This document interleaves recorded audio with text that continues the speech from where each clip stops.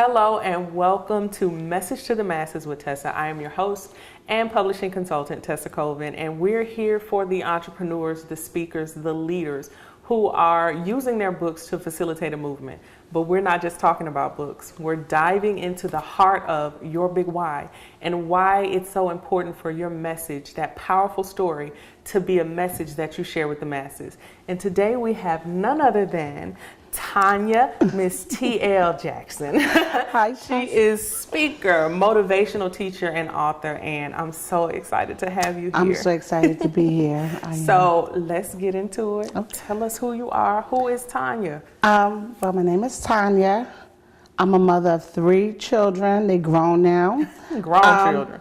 Born and raised in Pennsylvania. Okay. Grew up in church. Okay. Have a love for Christ. As I got older and mature, built a good relationship with God. Had a long journey, but learned to embrace that journey. Learned to accept it and know that it was part of my purpose.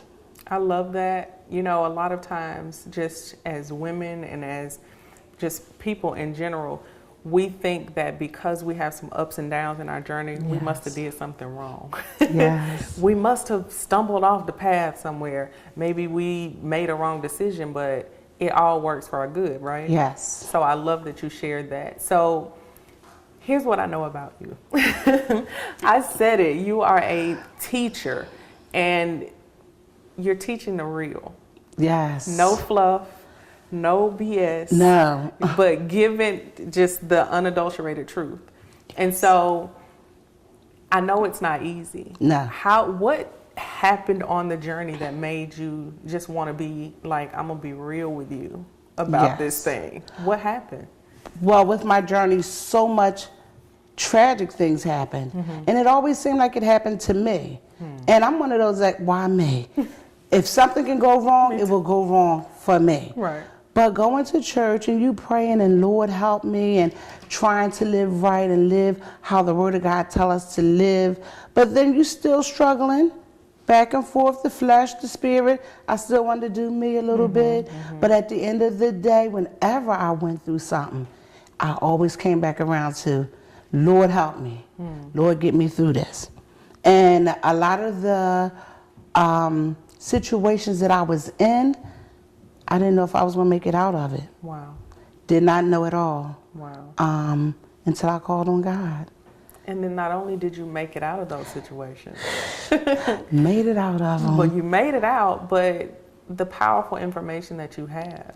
Yes. And it's not something you read one time or that you heard somebody say one time, but like you can tell people that you know Yes. these lessons. Yes. And so that's not always easy. You know, when you have a particular belief, when you have a certain faith, there's this, it's supposed to be perfect. I'm supposed to be, everything's supposed to be walking on sunshine, right? Yes. So when you come up in that, how did you say, okay, look, I got to be real with people? What made you say, I got to be real with people about faith and life? Because those things be at war. Yes. Because again, the challenge is when you believe in God and you have a relationship with God, you're still dealing with the flesh. You're still dealing with you. So growing up, I had a career. I thought I was going to retire from this career. Knew my career like the back of my hand until I hit a bump in the road one day and my career was over. Wow.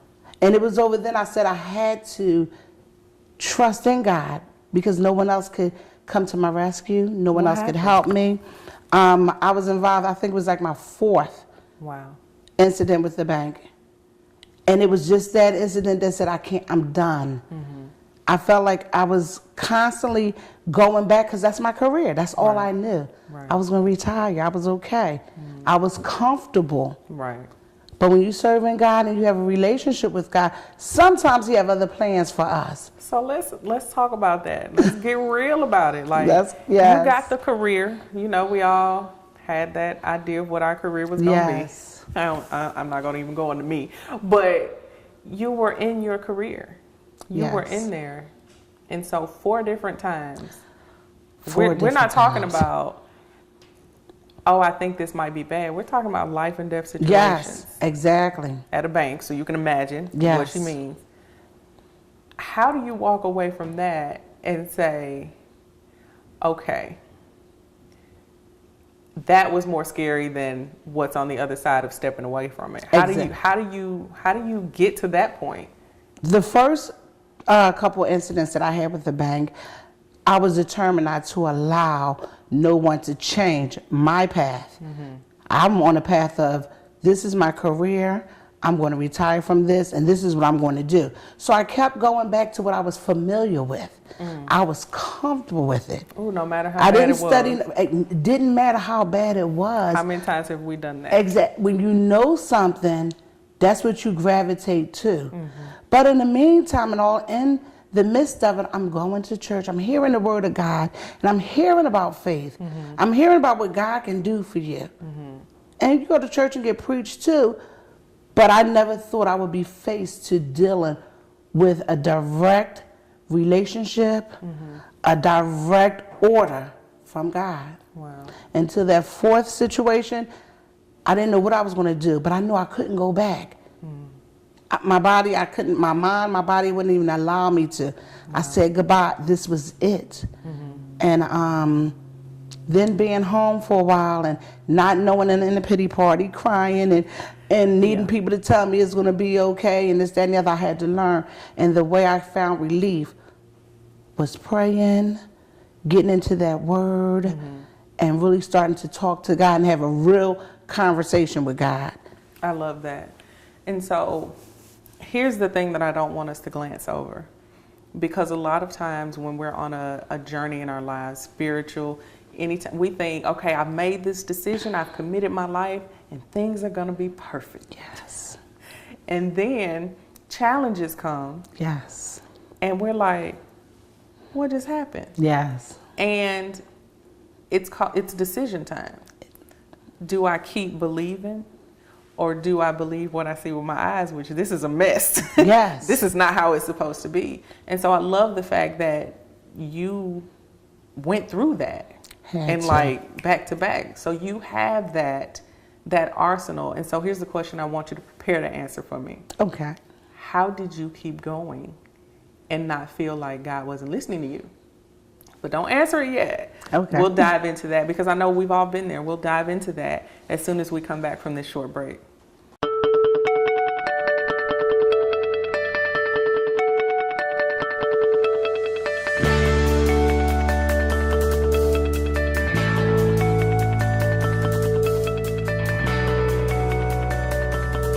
We're back. Message to the Masses with Tesa, and we have Tanya here. She is, I have now named her Master Faith Teacher. She's a motivational teacher. She's a speaker. She is the Queen of Faith, and she's an author. And we are diving into how she got to this point. She had some challenges. Yes. Life or death situations. You know, challenges is a light way to say it. She had some life or death situations she had to face. She's a mom. Yes. She's in a career. She's taking care of her family. She's doing all the right things, but she keeps running into this same exact life-altering incident, right? And so my question before we went on break is, when you kept seeing that over and over again, how did you decide that, you know what, I'm going to hold on to this faith that I've built. Yes. I'm going to keep going. I'm going to keep believing. And then ultimately now you're teaching people the same thing. Yes. How did you not make it all about you? Well, going through what I had to go through, I had that last incident, it was enough. It was like the straw that broke the camel's back. Going to church, hearing the word, going to Bible study, learn about the word. Listen, I have to take this at his word now. I have to deal with God. I have to see if this really works, if this is some real true stuff. I believe we all have a measure of faith, but who do we have faith in? Right. Okay. You understand? So I have faith in my career. Like, I could have went to another institution and did the same thing, but no. I said, listen, I had to put my faith in God, and let me see, really, do it really work? And I began to pray. I began to meditate. I began to stop listening to others and really zoom in with my one-on-one relationship with God. That's important because faith is just as intimate of a conversation as money. People are more likely to tell you all about their personal details than they are to tell you about their money and to tell you about their faith situation. And so you have some cliches that people say. You say, how you doing? And they'll say, blessed and highly favored. And you be like, okay. Right? But is that the real? And so that's what I love about you, is that you're real. Like, you know, I'm not telling you that I made this decision to have a relationship with God and then all of a sudden, you know, money was raining from heaven and, you know, I just was excited and happy every single day of my life. And I think that's one of the myths that throw people off and make them feel like, okay, well, then I chose the wrong faith, or my belief, or something is wrong with me. Right. I didn't do enough, or I didn't something, when it's a part of their journey. Yes. And you live that. Yes. Like you said, you had the career. I tell people all the time, it wasn't easy to tell people, I'm going to leave my good job. Yes. And I'm going to go and help people write books. And they like, write books about what? Whatever they call to write books about. That's not easy. It's not. It's not. That was faith, because I know what I heard, right? Yes. And so now you are helping people. You have the book, right? Yes, I have You have the book. But how did you get from there to even having the book? Wasn't that a whole nother faith ordeal? Yeah, right? That was another faith ordeal. So that's why when you're dealing with faith, it's not a one-time thing. It's something you have to do on a daily basis. You have to work at it. You understand? You have to work it out. You have to believe it. And that's another key thing with having faith. You have to believe in, if you say God told you something, you hold on to that and you believe it. And that's what happened to me, because when he took me through my journey and took me somewhere for just opening up a whole different career for me, I had to believe it when no one else believed me. Right. No one else believed me. So when it did come to existing and people seeing with their eyes, then a lot of people start believing that. Wow, ain't God good? And ain't God. But throughout the process and through the journey, there was plenty of times that I laid and I cried. I thought I was crazy. People thought I was crazy. But I held on to that belief. I trust God. And when I tell you I trust him, have faith in him, he never failed me. And what did that trust help you manifest? Because I know The that trust, there was a business that came from that trust. There was a meaningful business. I like to say that I was the first to invent this particular business because of the outcome and the stories that people have shared with me that this business has done, have done for them. A lot of it was a Christian cafe. A Christian cafe. It was awesome. Everything in this cafe was surrounded around the Word of God, from my menu, from the name, to the artwork, to the music. And you'd be surprised how many people know the Word or have a relationship with God. And after the cafe did close down, I had a problem because I knew it kept saying, God kept putting it in my spirit that I was going to write about it. That took another whole step of faith. There's different levels of faith. Because I thought, God, don't nobody want to hear this. That's right there. Let me stop you. There's different levels of faith. That's not something that we're taught. We're just taught faith. Like it's a blanket thing, and like you don't have to renew it, and like you don't have to grow with it. And so I'm going to stop you because I have some questions for you around that. When we come back right after the break, we'll dive into them. Great.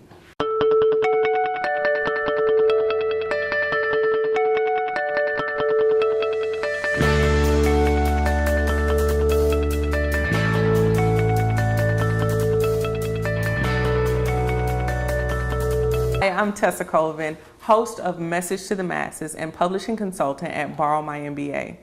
And I wanted to come in and give you a quick tip on getting that book done. You know, that book that's trapped in your head, the one that you have been struggling to write, the one that you know you're meant to write. So one of the main things that people struggle with is the writing of their book. And so here's the thing.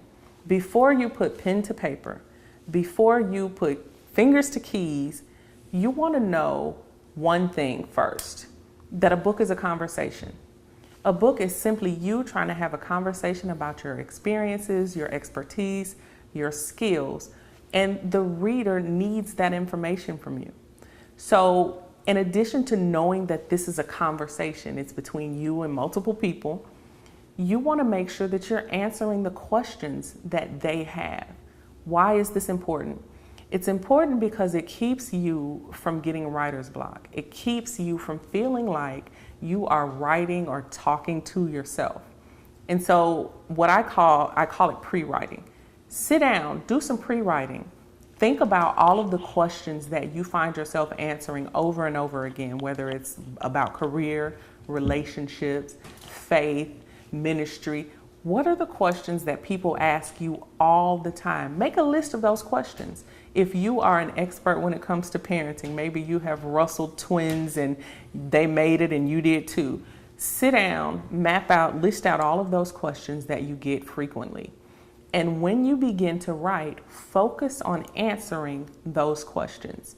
This will make sure that not only is the book conversational, but you're answering those burning questions of hundreds, thousands, millions of readers that have those same questions that you answer every day. It takes the stress off of you as the writer and feeling like you don't know what to say, and it also provides a solution for your reader. This tip is simple, but it's very powerful. It's what I use every day when I work with different people on their books that takes them from struggling to write their book to writing their books in hours, maybe even weeks, as opposed to months and years. It's simple. It's something that you can do and enact on your own, and it will make the entire difference in you getting your book done as opposed to it being trapped in your head. So that's my tip for you.